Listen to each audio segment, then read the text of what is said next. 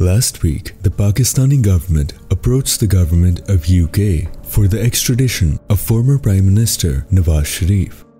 Advisor to the Prime Minister on Accountability and Interior, Shahzad Akbar, said that the government is now treating Nawaz Sharif as an absconder. Akbar also said that Nawaz Sharif's bail, which he received on medical grounds, expired in December last year.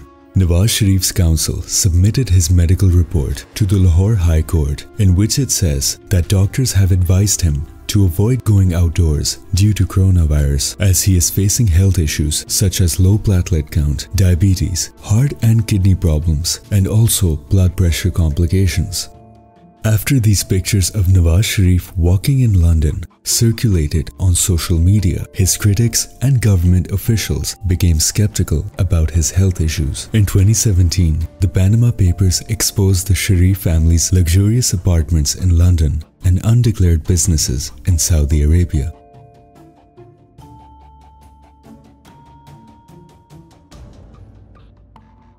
In 2018, Nawaz Sharif was given a 7-year sentence after being convicted for corruption. He left Pakistan in November 2019 after receiving permission from the government. Nawaz Sharif was only allowed to leave for medical treatment after private and official medical boards suggested that he should be treated abroad. Pakistan's Prime Minister Imran Khan, whose election campaign was based on an anti-corruption drive, was reluctant to send Nawaz Sharif abroad. The UK currently has extradition relations with over 100 countries. Pakistan is not one of them. However, extradition is still possible even if the UK has not made extradition arrangements with a specific country. The first step is to make the extradition request to the Secretary of State. After the request is made, it will be approved if the purpose of the extradition is to prosecute or punish an individual accused or convicted of an offense. The request has to be made from an appropriate authority of the country. The information provided in the request must include details of the person, details of the offense of which they are accused or convicted, a warrant for their arrest, a certificate of their conviction and sentence, information or evidence that will justify issuing an arrest warrant in the UK. Step 2. Issuing a warrant. If the court is satisfied with the information that has been supplied and believes the information provided in the request is an extradition offense, an arrest warrant can then be issued. After authorities have made the arrest, the individual will be brought before the court, and the judge will then set a date for the extradition hearing. If the judge is satisfied, then he or she will send the case to the Secretary of State, who will then make the decision on whether or not to order the extradition.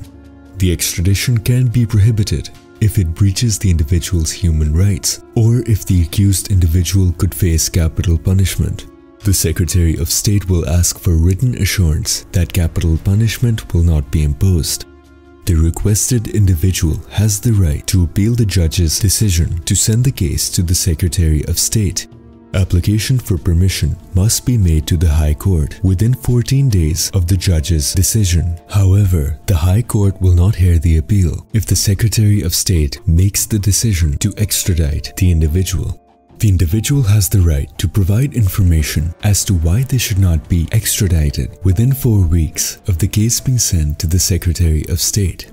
After the case is sent to the Secretary of State, they will have 2 months to make the decision. If a decision is not made within this time frame, the individual may apply to be discharged.